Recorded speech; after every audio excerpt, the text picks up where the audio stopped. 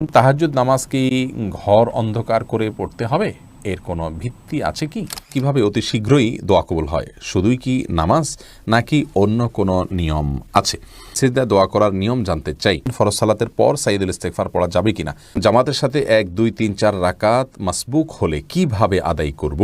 আল্লাহ শাস্তি দিচ্ছেন নাকি পরীক্ষা নিচ্ছেন, কিভাবে বুঝবো? বিয়ে কি তাকদীরের আগে থেকেই লেখা থাকে? মেয়ে দেখার উদ্দেশ্যে মেয়ের হাত, পা বা শরীরের অন্য অঙ্গ প্রত্যঙ্গ দেখা যায় যাচ্ছে কিনা?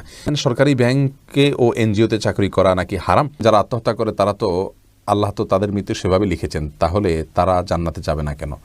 প্রসবের পর কি পর্যাপ্ত পানি ব্যবহার করলেই হবে নাকি টিস্যু বা কুলুক ব্যবহার করা লাগবে? ক্রিম দিয়ে ফর্সা হওয়া কি জায়েজ? খোঁটা দেয়া কি ধরনের পাপ? স্বপ্নে নবী করিম সাল্লাল্লাহু আলাইহি সাল্লামকে দেখলে নাকি জাহান্নাম হারাম, তাহা কতটুকু সঠিক? স্ত্রীর কথা মতো হস্তমৈথুন করা যাবে কি না? সিজদার রুকুতে কি কোরআনের দোয়াগুলো পড়া যাবে? জান্নাতে আমরা কোন ভাষায় একে অপরের সাথে কথা বলবো, যেহেতু আমরা বিভিন্ন ভাষাভাষীর মানুষ? স্বামী বা স্ত্রী কেউ মারা গেলে তার স্ত্রী বা স্বামী তাকে স্পর্শ করা হারাম, এর কোনো ভিত্তি কি রয়েছে? মেয়ে বাচ্চা হলে কি আজান দেওয়া যাবে? আর মেয়েরা কি আজান দিতে পারবে? অনেক সময় ছেলেরা থাকে না। মেয়েদের বিয়ের পর বাবা মা ভাই বোনের প্রতি তাদের দায়িত্ব কর্তব্য কতটুকু? ওযু করার পর মেরিল বা লোশন ব্যবহার করে নামাজ হবে কিনা? বিয়েতে মেয়ের বাবা অবর্তমানে অভিভাবক কে? মেয়েরা কি ছেলে ডাক্তার দেখাতে পারবে? আমাদের সমাজে একটা প্রচলন আছে যে মৃত্যুর সময় সিরিয়াল ধরে রোগীর মুখে পানি দেওয়া হয়। রোগী পানি খেতে পারুক আর না পারুক, অনেকে আছেন পানি দিতে না পারলে আফসোসও করে। প্রদর্শক অনেক বেশি সময় নিয়ে নিয়েছি আপনাদের প্রশ্ন উত্তরের মূল পর্ব, যে জন্য আমাদের এই আয়োজন। চলুন আমরা সেদিকে চলে যাই। আমার কাছে অনেকগুলো প্রশ্ন এসেছে, এর মধ্যে থেকে একটি প্রশ্ন হলো, শাহ আলম আপনি জানতে চেয়েছেন সিজদায় দোয়া করার নিয়ম জানতে চাই। সেজদায় দোয়া করবেন, আপনি স্বাভাবিকভাবে দোয়া করবেন, এখানে তো দোয়ার মধ্যে হাত তোলার প্রশ্নই ওঠে না, যেহেতু সেজদায় আপনার হাত জমিনে থাকবে, ফ্লোরে থাকবে। সেক্ষেত্রে আপনি আল্লাহ রাব্বুল আলামিনের কাছে মনে মনে দোয়া করবেন, মুখেও দোয়া করতে পারেন, বিশেষ করে নফল সালাতে যত বেশি সম্ভব দোয়া করবেন। রাসূল করিম সাল্লাল্লাহু আলাইহি ওয়াসাল্লাম বলেছেন, সহিহ মুসলিম হাদিসে বর্ণিত হয়েছে, আকরাবু মা ইয়াকুনু আবদু মিন রাব্বিহি ওয়া হুয়া সাজিদ, বান্দা আল্লাহ তাআলার সবচেয়ে নিকটে যেতে পারে সিজদা অবস্থায়, যার কারণে ফাকসিরু ফীহি মিনাদ দুআ, তোমরা সিজদা যখন থাকবে আল্লাহর কাছে বেশি বেশি করে দোয়া করবে, বেশি করে চাইবে। এজন্য সিজদা বেশি বেশি করে আল্লাহর কাছে চাওয়া উচিত। আল্লাহর সবচেয়ে কাছে গিয়ে যদি আল্লাহর কাছ থেকে আপনি কিছু চেয়ে নিতে চান, তাহলে সিজদা গিয়ে আল্লাহর কাছে দোয়া করবেন। বিশেষ করে নফল নামাজে, তাহাজ্জুদে বা অন্যান্য সময় সিজদা পড়ে নামাজের মধ্যেই আপনি আল্লাহর কাছে দোয়া করবেন। কোরআন হাদিসের দোয়া বর্ণিত তো অবশ্যই দোয়াগুলো করতে পারেন, কোরআনের দোয়া, হাদিসে বর্ণিত দোয়া, মাতৃভাষায়ও দোয়া করতে পারবেন। এই মতটি অধিকতর শক্তিশালী এবং উলামাদের মত। যদি অনেক উলামা ইকরাম বলেছেন যে না, সলাতের মধ্যে মাতৃভাষায় দোয়া চলবে না, কোরআন হাদিস বর্ণিত দোয়া করবেন এবং মনে মনে আপনি দোয়া করতে পারেন। এবারে কারো দ্বিমত নেই, আপনি তাসবিহ সুবহান রাব্বিয়াল আলা বলছেন, আর এদিকে আপনি আপনার আকৃতিগুলো মনে মনে পেশ করছেন। আল্লাহ তাআলা যেহেতু মনে খবর রাখেন, সেটিও জায়েজ রয়েছে। রাবেয়া বসরি বোন আপনি জানতে চেয়েছেন, পিরিয়ডের রক্ত নতুন জামায় লাগার পর অনেকবার ধোয়া হলেও দাগ রয়ে যায়, এটা পরে কি নামাজ আদায় করা যাবে? দেখুন, কোনো নাপাক সেটি আমাদের কাপড়ে লাগলে, সেটি প্রবাহমান রক্ত হোক বা অন্য কোনো নাপাক হোক, আমরা সেটিকে ধৌত করব পানি দিয়ে। যথাসম্ভব স্বাভাবিকভাবে একটি কাপড় যেভাবে মানুষ ধোয় ময়লা দূর করার জন্য, ওইভাবে ধোয়ার পরেও যদি তার মধ্যে দাগ থেকে যায়, তাহলে সেক্ষেত্রে তার কারণে সেই কাপড় পরে সালাত আদায় করতে কোনো প্রকার অসুবিধা হবে না। অর্থাৎ আমরা রক্তের কথাই যদি বলি, যে রক্তের দাগ একটুখানি রয়ে গেছে, অনেক ধুয়েছি, আমি সাবান দিয়ে ধুয়েছি, বা সচরাচর ময়লা দূর করার জন্য যেভাবে কাপড় ধোয়া হয় সেভাবে আমি ধুয়েছি, তারপরেও দাগ যদি থেকে যায়, তার কারণে সেই কাপড় পরে সালাত আদায় করতে কোনো প্রকার নিষিদ্ধ হবে না। কারণ আল্লাহ রাব্বুল আলামিন বলেছেন আমাদেরকে, ফাত্তাকুল্লাহ মাস্তাতা'তুম, তোমরা আল্লাহকে ভয় করো যতটুকু তোমাদের সাধ্যকুলায়। বিধায় আপনি কাপড় চোপড় ধোবেন স্বাভাবিকভাবে যতটুকু ধুয়ে থাকেন ময়লা দূর করার জন্য ততটুকু, এর পরেও যদি থেকে যায় তাহলে সেক্ষেত্রে আপনার আর এক্ষেত্রে কোনো গুনাহ হবে না ইনশাআল্লাহ, যেহেতু এখানে আপনার কিছু করার নেই। এরপরে যে প্রশ্নটি আমি দেখতে পাচ্ছি তা হলো মোহাম্মদ ইউনুস মিয়া, আপনি জানতে চেয়েছেন, আমাদের সমাজে একটা প্রচলন আছে যে মৃত্যুর সময় সিরিয়াল ধরে রোগীর মুখে পানি দেওয়া হয়। রোগী পানি খেতে পারুক আর না পারুক, অনেকে আছেন পানি দিতে না পারলে আফসোসও করেন। ভাই ইউনুস, অনেক গুরুত্বপূর্ণ প্রশ্ন আপনি করেছেন। রোগীর মুখে পানি দিতে পারা, এটাকে আমরা মনে করি যে তার সেবা করতে পারলাম, তার পাশে দাঁড়াতে পারলাম। রোগীর যদি পানের প্রয়োজন না থাকে, তবুও যদি পানি দেওয়া হয়, তাহলে তো সেবা হলো না, বরং এটা রোগীকে কষ্ট দেওয়া হলো। অতএব যদি সবাই এরকম সিরিয়াল ধরে রোগী মুখে পানি দেয় আর কেউ পানি দিতে না পারে, তাহলে তার খুশি হওয়া উচিত যে রোগীকে আযাব দেওয়া, তাকে কষ্ট দেওয়ার থেকে অন্তত আমি বাঁচতে পারলাম। এটি সন্দেহিতভাবে আমাদের একটা কুসংস্কার। আমাদের অনেকেই মনে করেন যে মৃত্যুর আগে তার মুখে পানি দিতে পারলে বোধহয় আমি একটা কিছু করে ফেললাম। না, কোরআন হাদিসে কোথাও এরকম কোনো কাজের প্রশংসা করা হয়নি। রোগীর জন্য যেটা প্রয়োজন সেটা আপনাকে করতে হবে। রোগীর সেবা করতে হবে, রোগীর শুশ্রূষা করতে হবে, রোগীর সাথে দেখতে যেতে হবে। এগুলো সবগুলো সুন্নাহ এবং গুরুত্বপূর্ণ ইবাদত, কোনো কোনো ক্ষেত্রে গিয়ে ওয়াজিব পর্যন্ত হয়ে যায়। যার কারণে এই কাজগুলো আপনি করবেন, কিন্তু যখন যেটা প্রয়োজন, মুখে পানি দেওয়ার প্রয়োজন, কেউ একজন দিয়েছেন, আলহামদুলিল্লাহ যথেষ্ট, আপনি অন্য কিছু করেন, ওইটাই করতে হবে বা ওইটা করলে বিশেষ কোনো ফজিলত হবে, এমন কোনো কথা কিন্তু নাই। এরপরে খাদিজা নিজুম আপনি জানতে চেয়েছেন, মেয়েরা কি ছেলে ডাক্তার দেখাতে পারবে? মেয়েরা ছেলে ডাক্তার দেখাতে পারবেন যদি মেয়েদের জন্য কোনো মেয়ে ডাক্তার অ্যারেঞ্জ না থাকে, তাহলে সেক্ষেত্রে ছেলে ডাক্তার তিনি দেখাতে পারবেন। এবং দেখানোর ক্ষেত্রে যতটুকু তার ডাক্তারকে দেখানোর প্রয়োজনে পর্দা বিধান লঙ্ঘন করতে হয়, যতটুকু করতে হয়, ফর এক্সাম্পল তার হাতে কোথাও ঘা পাচড়া হয়েছে, তাহলে শুধু হাতটা দেখালেই চলছে, তিনি মুখাবয়ব তার সামনে উন্মুক্ত করবেন না। অথবা শরীরের যে কোনো অংশ, যেখানে যে অংশটা তাকে না দেখালেই নয়, শুধুমাত্র সেই অংশটা উন্মুক্ত করবেন, এক। আর দ্বিতীয়ত হলো, ডক্টরের চেম্বারে যখন যাবেন তখন ডক্টর এবং ওই ভদ্রমহিলা যিনি রোগিণী হয়ে গিয়েছেন, তারা দুজন ছাড়া অন্য কোনো ব্যক্তির সাথে থাকতে হবে। আজকাল অবশ্য নার্স থাকেন, তা না থাকলে আপনার সাথে কেউ না কেউ থাকতে হবে, কারণ লা ইয়াখলুয়ান্না রাজুলুন বিমরাআতিন হাদিসে আসছে, একজন নারী একজন পুরুষ নির্জনে একাকী কোনো কক্ষে অবস্থান করবে না। এটি গুনাহের কাজ, কারণ একাকী নির্জনে কোথাও অবস্থান করলে শয়তান তাদের মনের মধ্যে বাজে চিন্তার উদ্রেক ঘটিয়ে থাকে। এরপরে জারিন তাসনিম আপনি জানতে চেয়েছেন, বিয়েতে মেয়ের বাবা অবর্তমানে অভিভাবক কে? মেয়ের বাবা যদি না থাকেন, মারা যান, অথবা তার কোনো খোঁজখবর না নেন, অথবা তিনি তা নিরুদ্দেশ থাকেন, অর্থাৎ মেয়ের বাবা এক কথায় না থাকেন যদি, তাহলে সেক্ষেত্রে মেয়েকে বিয়ে দেওয়ার জন্য দ্বিতীয় অভিভাবক হলেন মেয়ের বড় ভাই, মেয়ের দাদা যদি তিনি বেঁচে থাকেন, অথবা বড় ভাই, অথবা চাচা, তাদের কেউ একজন অভিভাবক হবেন ধারাবাহিকভাবে।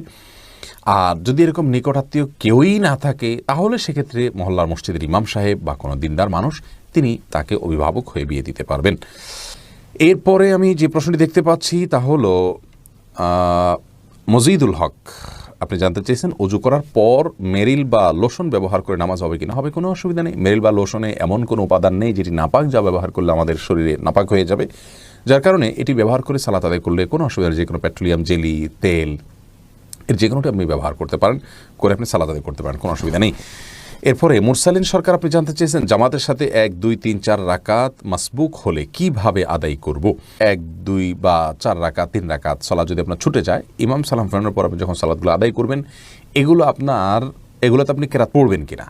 প্রথম কথা হলো বৈঠকের বিষয়টা হলো, আপনি যখন এই সালাতগুলো আদায় করবেন, তখন কথার কথা 1 রাকাত ইমামের সাথে পেয়েছেন, 3 রাকাত পাননি, তাহলে ইমামের সাথে যে রাকাতটি পেয়েছেন সে রাকাতে আপনি বসে থাকলেও সেটি আপনার প্রথম রাকাত। অথবা আপনি একাকী যখন পড়বেন, তখন আপনি একাকী প্রথম যে রাকাতটা পড়বেন ওখানে আবার বসতে হবে, কারণ এটা আপনার জন্য সিরিয়ালে দ্বিতীয় রাকাতে বসতে হবে। এ হলো বসার ধারাবাহিকতা। আর সূরা এবং সূরা ফাতিহার সাথে অন্য সূরা কেরাত মিলানোর যে বিষয়টি রয়েছে, সেটি নিয়ে দুটি মত উলামায়ে কেরামের রয়েছে। অনেকে মনে করেন যে এটি সালাতের শেষ অংশ হলে প্রথম 2 রাকাত ইমামের সাথে শেষের 2 রাকাত যদি আপনি পান, তাহলে ওটা আপনার প্রথম অংশ ধরা হবে। তাহলে পরে আপনি একাকী যখন পড়ছেন, সেটিকে শেষের অংশ ধরা হবে। শেষ অংশ ধরা হলে সেখানে আর কেরাত মিলানো বা সূরা মিলানোর কোনো প্রশ্ন নেই। আর যারা মনে করেন যে না, আপনি একাকী যেটা পড়ছেন সেটি আপনার প্রথম অংশ, তাহলে সেক্ষেত্রে তাদের দৃষ্টিভঙ্গি অনুযায়ী আপনাকে সূরা কেরাত মিলাতে হবে। বিস্তারিত দলিল নিয়ে আমরা আলোচনা করি, কোনটা অধিক শক্তিশালী সে বিষয়ে আমরা কথা বলবো ইনশাআল্লাহ বিইذনিল্লাহ। এরপরে জেসমিন পলি আপনি জানতে চেয়েছেন, মেয়েদের বিয়ের পর বাবা মা ভাই বোনের প্রতি তাদের দায়িত্ব কর্তব্য কতটুকু? মেয়েদেরকে তো এত বেশি সুযোগ ইসলাম দিয়েছে, সত্যি এটা পুরুষদের জন্য ঈর্ষার বিষয়। কারণ মেয়েদের জীবনে তার নিজের ব্যয়ভারই তার উপরে বহন করা অবশ্য কর্তব্য নয়। কোনো না কোনো ক্ষেত্রে তার জীবনের সকল স্তরে এসে কারোর না কারোর অভিভাবকত্বে তিনি থাকেন, কেউ না কেউ তার ব্যয়ভার বহন করতে বাধ্য। এক্ষেত্রে তিনি নিজে যেহেতু তার নিজের ব্যয়ভার বহন করতে বাধ্য নন, বরং তার ব্যয়ভার তার বাবা, তার বড় ভাই, তার স্বামী, তার বড় ছেলে, অথবা কেউ না কেউ তার অভিভাবক হিসাবে তার ব্যয়ভার বহন করতে বাধ্য, সেখানে তিনি আরেকজনের ব্যয়ভার বহন করার জন্য কোনো প্রকার বাধ্যবাধকতা তার জন্য থাকবে না, সেটাই স্বাভাবিক। আর মাসআলাটা এরকমই, অর্থাৎ মেয়েদের বিয়ের পর মা বাবা ভাই বোনদের প্রতি তাদের বিশেষ কোনো কর্তব্য নেই, অর্থাৎ ফিনান্সিয়াল কোনো কিছু তাদেরকে সাপোর্ট করা জরুরি না। তবে হ্যাঁ, এজ এ আত্মীয় তাদের খোঁজখবর নেওয়া, তাদের বিপদে তাদের পাশে যেভাবে সম্ভব হয় তার সাধ্যে যেটুকু আছে সেটুকু নিয়ে দাঁড়ানো, তাদের সহমর্মিতা দেখানো, তাদের সাথে সম্পর্ক রক্ষা করে চলা, সুসম্পর্ক বজায় রেখে চলা, এগুলো সবগুলো কিন্তু আত্মীয়তার বন্ধন হিসাবে, বন্ধন রক্ষার প্রয়োজনের তাগিদে এগুলো সবগুলো করা কিন্তু অবশ্য করতে হবে, সেগুলো অবশ্যই করতে হবে। আর অর্থ করে যদি থাকে, নিজস্ব অ্যাবিলিটি থাকে, তাহলে সেটা দিয়ে ভাই বোন যদি অভাবী হন তাদেরকে অবশ্যই সাহায্য করতে হবে যদি অ্যাবিলিটি থাকে তার। এটা তার নৈতিক বিষয়, কিন্তু শরিয়ত তাকে এর জন্য বাধ্যবাধকতা দেয়নি। এরপর সোহাইব মোহাম্মদ আপনি জানতে চেয়েছেন, স্বামী বা স্ত্রী কেউ মারা গেলে তার স্ত্রী বা স্বামী তাকে স্পর্শ করা হারাম, এর কোনো ভিত্তি কি রয়েছে? ভাই সোহাইব, এর ভিত্তি আছে। আর ভিত্তিটা হলো হানাফি মাযহাব অনুযায়ী উলামায়ে আহনাফ তাদের দৃষ্টিভঙ্গি হলো যে মৃত্যুর সঙ্গে সঙ্গে স্বামী স্ত্রীর মধ্যে আর বৈবাহিক সম্পর্ক থাকে না। তারা মনে করেন যে বৈবাহিক সম্পর্কের এন্ডিং হয়ে যায় মৃত্যুর মাধ্যমে। আর যেহেতু এন্ডিং হয়ে যায় তাহলে তারা পরপুরুষ পরনারী হয়ে গেলেন, এই জন্য তারা এক অন্যকে স্পর্শ করবেন না, গোসল দিবেন না। এটা হলো ইমাম আবু রহমতুল্লাহ মাযহাবের দৃষ্টিভঙ্গি। বাকি এর বিপরীত যে মত অনেক ইমামগণের রয়েছে, বর্তমান সৌদি আরবের স্কলারগণও যে মতটি পোষণ করেন তা হলো যে বৈবাহিক সম্পর্ক এটা মৃত্যুর মাধ্যমে নষ্ট হয়ে যায় না, ভেঙে যায় না। এই মতটিকে, দ্বিতীয় মতটিকে আমার কাছে বেশি শক্তিশালী মনে হয় দলিলের দিক থেকে। আমরা দলিলের আলোচনা খুব নিগুড়ভাবে গেলাম না, কারণ তাতে কলেবর বৃদ্ধি হয়ে যাবে। মারুফা প্রেমা আপনি জানতে চেয়েছেন কিভাবে অতি শীঘ্রই দোয়া কবুল হয়, শুধুই কি নামাজ নাকি অন্য কোনো নিয়ম আছে? দেখুন, দোয়া কবুলের জন্য সবচেয়ে বড় বিষয় হলো তাড়াহুড়ো করা যাবে না। আপনি কিন্তু প্রশ্নই করেছেন যে শীঘ্রই দোয়া কবুল হয়। শীঘ্রই বা কুইক দোয়া কবুলের কোনো ভার্সন নেই যে এটা আপনার স্পেশাল সার্ভিস, আপনার এখানে কুইক সার্ভিস আছে, এরকম না। বরং দোয়া স্বাভাবিক গতিতে কবুল হবে। আপনি যে বিষয়টাকে খুব দ্রুত চাচ্ছেন, আপনি কি জানেন যে সে বিষয়টা আপনার জন্য কল্যাণকর কিনা? আপনি নিশ্চিত না, আমরা কেউ নিশ্চিত নই। আমরা মনে করি যে এই জিনিসটা আমার এখনই পাওয়া দরকার, পেলেই আমার ভালো হবে, অথচ হতে পারে সেটি পেলে আমার অকল্যাণ হবে। এজন্য তাড়াহুড়ো না করে আল্লাহর রহমানের কাছে দোয়া করা উচিত স্বাভাবিকভাবে। দোয়া কবুলের যে শর্তগুলো আছে, হালাল ভক্ষণ, আল্লাহর প্রতি কায় মনোবাক্যে দোয়া করা, আন্তরিকতার সাথে দোয়া করা, বিনয়ের সাথে দোয়া করা, কেঁদে কেঁদে দোয়া করা, নবীর প্রতি দুরূদ পাঠ করা দোয়ার মধ্যে, এই সব শর্তগুলো পূরণ করে আপনি দোয়া করবেন, ইনশাআল্লাহ আল্লাহ তাআলা দোয়া বিফলে দিবেন না। আর কোনো জিনিস আপনার আশু প্রয়োজন হয়, আপনি সেটাকে আল্লাহর কাছে বিশেষভাবে সেভাবে পেশ করতেই পারেন। আল্লাহ জিনিসটা আমার এই মুহূর্তে হলে আমার জন্য কল্যাণকর বলে আমি মনে করছি, আপনি এটা দান করেন, এবার আপনি দোয়া করতে পারেন। কিন্তু কুইক হওয়ার জন্য বিশেষ কোনো ভার্সন নেই। হ্যাঁ, দোয়া কবুলের নিশ্চয়তার জন্য আপনি দোয়া কবুলের জায়গাগুলো, দোয়া কবুলের সময়গুলোকে আপনি প্রায়োরিটি দিবেন। যে যে সময়গুলো দোয়া কবুল হয় সেগুলো দোয়া বিশেষ করে করবেন। নূরনাহার মিত আপনি জানতে চেয়েছেন, জান্নাতে আমরা কোন ভাষায় একে অপরের সাথে কথা বলবো, যেহেতু আমরা বিভিন্ন ভাষাভাষীর মানুষ? দেখুন, একটি দাইফ হাদিস থেকে জানা যায় যে জান্নাতীদের ভাষা হবে আরবি। হাদিসটিকে কোনো কোনো মুহাদ্দিসগণ জাল পর্যন্ত বলেছেন, অর্থাৎ আহিবুল আরব আলী সালাস ফাইন্নি আরবি ওয়াল কোরআন আরবি ওয়া কালামু আহলিল জান্নাতে আরবি। তোমরা আরবকে ভালোবাসো, আরবিকে ভালোবাসো তিন কারণে, কারণ আমি আরবি, জান্নাতের ভাষাদের কথা হবে আরবি এবং কোরআন আরবি। এরকম কথা রাসূল আকরাম সাল্লাল্লাহু আলাইহি সাল্লাম বলেছেন বলে একটি হাদিস পাওয়া যায়, কিন্তু সেই হাদিসটি বিশুদ্ধ নয়, বিশুদ্ধের মানদণ্ড উত্তীর্ণ নয়। জান্নাতীদের ভাষ্য, কথোপকথন অন্যান্য বিভিন্ন বর্ণনা থেকে বোঝা যায় আরবিতে হবে। আল্লাহ তাআলা সেটা স্বয়ংক্রিয়ভাবে সবাইকে জানিয়ে দিবেন, সবাই স্বয়ংক্রিয়ভাবে জানবে যারা যাবে সেখানে। তবে এটিও চূড়ান্তভাবে বলা কঠিন, ভিন্ন কোনো কিছু এক্ষেত্রে হতে পারে। আল্লাহ রাব্বুল আলামিন জান্নাতে আসলে কি রেখেছেন, প্রত্যেকে যার যার মতো করে কথা বলবে, কিন্তু সবাই সবাইটা বুঝবে এমনও হতে পারে। কারণ জান্নাতে আল্লাহ তাআলা যা রেখেছেন সে সম্পর্কে হাদিসে বলছে, তিনি বলেছেন আ'দাতু লি'ইবাদিয়াস সালিহিনা মা লা আইনুন রাআত ওয়া লা উযুনুন সামিআত ওয়া লা খাতারা আলা কলবি বাশার। আমি জান্নাতীদের জন্য যা রেখেছি তাকে কোনো কল্পনাও করেনি, দেখেওনি, শুনেওনি তার কোনো বিবরণ।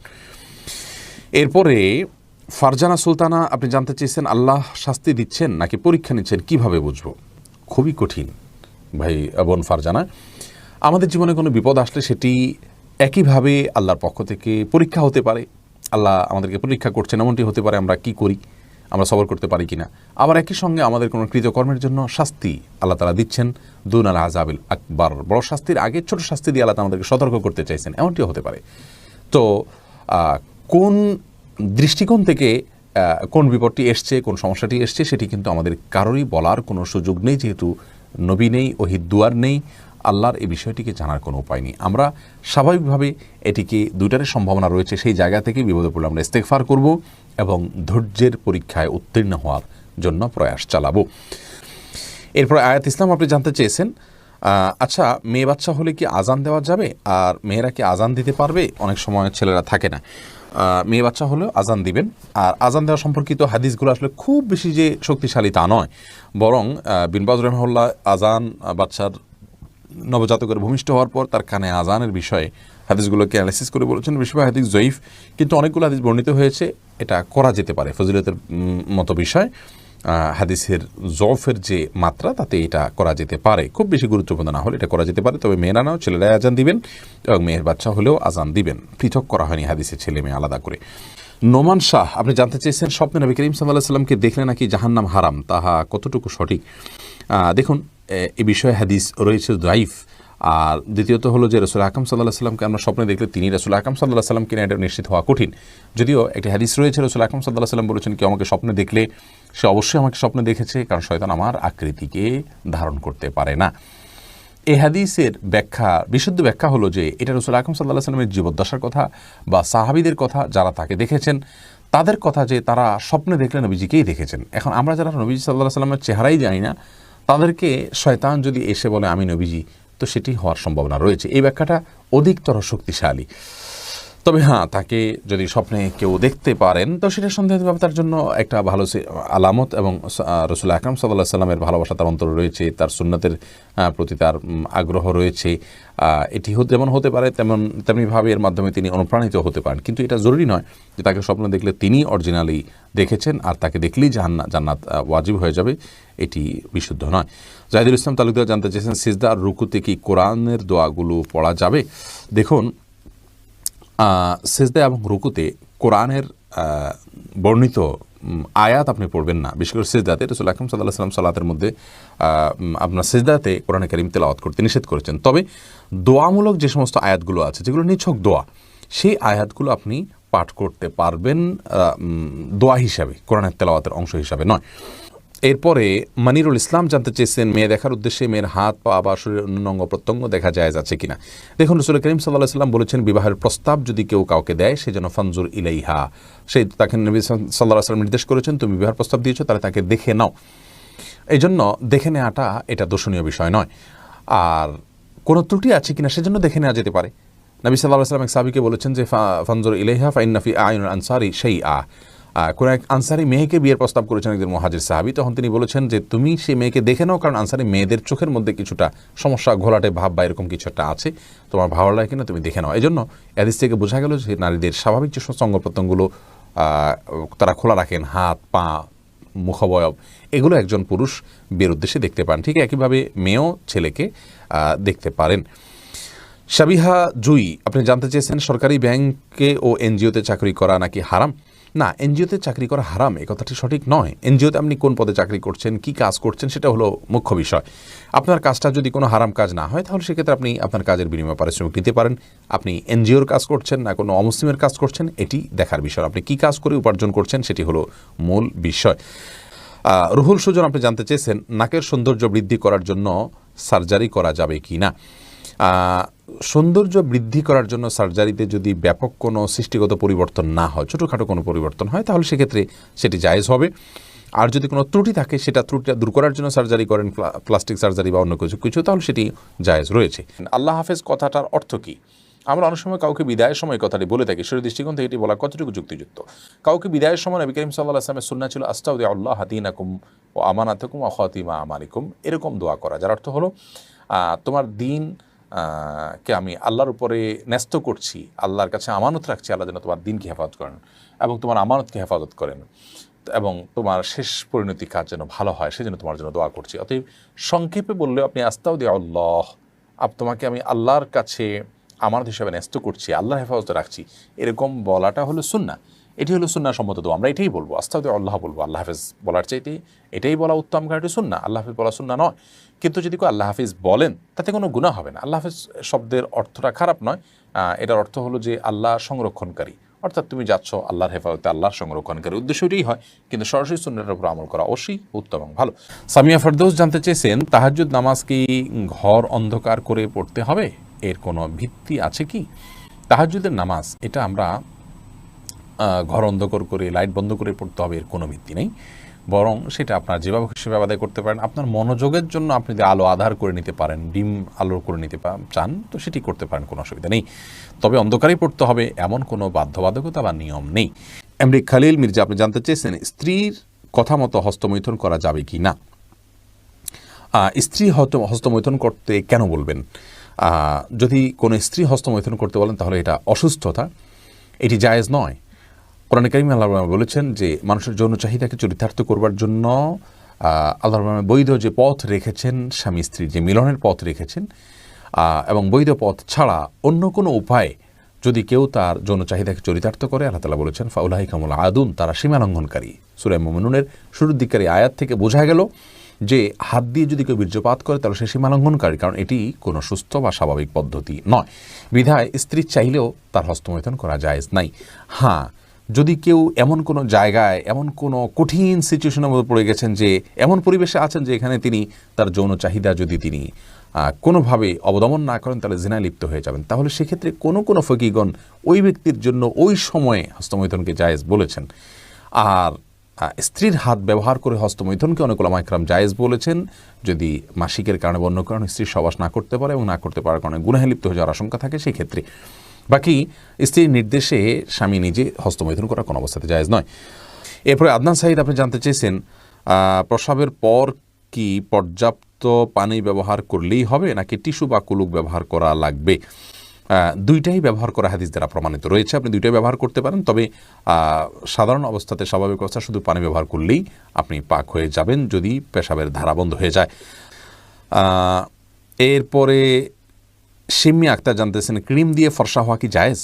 আজকাল অনেকে এটি করছেন, এটি নানা কারণে না জায়েজ। প্রথমত এটি প্রতারণা, দ্বিতীয়ত আমি যতটুকু জানি এটি স্বাস্থ্যের জন্য কোনো উপকারী বিষয় নয়, তৃতীয়ত লা তাবদিলা লি খালকিল্লাহ, এটার সরাসরি এটার মধ্যে না পড়লেও অনেকটা আপনার সে জাতীয় কাজ হয় ক্রিম দিয়ে ফর্সা নিজেকে করার যে কসরত, তার মাধ্যমে। অতএব এটি না করাই হবে উচিত এবং উত্তম কাজ। ফাতেমা খাতুন আপনি জানতে চেয়েছেন ফরজ সালাতের পর সাইদুল ইস্তেগফার পড়া যাবে কিনা। আপনি পড়তে পারেন, এমনিতে আপনার মনে চাইলে ইস্তেগফারের অংশ হিসাবে আপনি পড়লেন, কিন্তু নিয়ম করে আপনি যদি পড়েন এবং সবসময় পড়তে থাকেন, এটাকে যদি আপনি সালাতের আবশ্যক কোনো কাজ মনে করেন তাহলে সেক্ষেত্রে এটি জায়েজ হবে না, বরং এটি সকাল সন্ধ্যার একটি আমল। সকাল সন্ধ্যায় অর্থাৎ সকালে এবং সন্ধ্যায় আপনি সাইদুল ইস্তেগফার পাঠ করবেন। ফায়েজ আহমেদ জানতেছেন মালদ্বীপ থেকে পায়ের নখে কি মেহেদি দেওয়া যাবে? দিতে পারেন মেহেদি। অনেকে মনে করেন যে যেহেতু দাড়িতে চুলে দেওয়া হয় অতএব পায়ে দেওয়া যাবে না, দেওয়া যাবে, অসুবিধা নেই, কিন্তু পুরুষরা নয়, মেয়েরা মেহেদি ব্যবহার করবেন। আশিকুল ইসলাম জানতে চেয়েছেন বিয়ে কি তাকদিরের আগে থেকেই লেখা থাকে? সব কিছুই তাকদিরের আগে থেকে লেখা থাকে, বিয়েটাও তার মধ্যে ওর মধ্যে পড়ে। ফিরোজ আপনি জানতেছেন বেনামাজের হাতে রান্না খাওয়া যাবে কিনা, দয়া করে দিবেন। জি, যাবে। অমুসলিমের হাতে রান্না রাসূল আকরাম সাল্লাল্লাহু আলাইহি ওয়াসাল্লাম খেয়েছেন, ইহুদির বাড়িতে খেয়েছেন, অতএব বেনামাজের হাতে অবশ্যই খাওয়া যেতে পারে। আপনি কি খাচ্ছেন সেটা হলো বিষয়, কার হাতে খাচ্ছেন সেটি বিষয় নয়।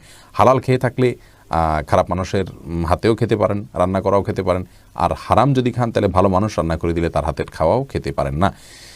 সাদিয়া ইসলাম আপনি জানতেছেন যারা আত্মহত্যা করে তারা তো আল্লাহ তো তাদের মৃত্যু সেভাবে লিখেছেন, তাহলে তারা জান্নাতে যাবে না কেন? দেখুন, আল্লাহ তাদের মৃত্যু সেভাবে লিখেছেন, বিষয়টা এইভাবে নয়, বরং আল্লাহ তাআলা তাকে ওই পর্যন্ত হায়াত দিয়েছেন। আর অবশ্যই আল্লাহর নির্দেশ ছাড়া, আল্লাহর সৃষ্টি ছাড়া কোনো কিছুই হয় না, তার মৃত্যুটাও আল্লাহর সৃষ্টি।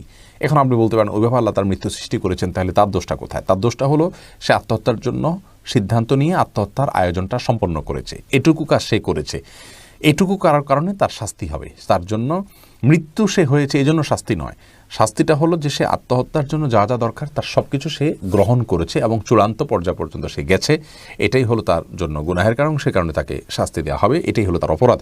নাজমা খাতুন জানতে চেয়েছেন খোঁটা দেয়া কী ধরনের পাপ? অত্যন্ত জঘন্য ধরনের পাপ। আল্লাহ রাব্বুল আলামিন বলেছেন লা তুবদিলু সাদাকাতিকুম বিল মান্নি ওয়াল আযা, দান করার পরে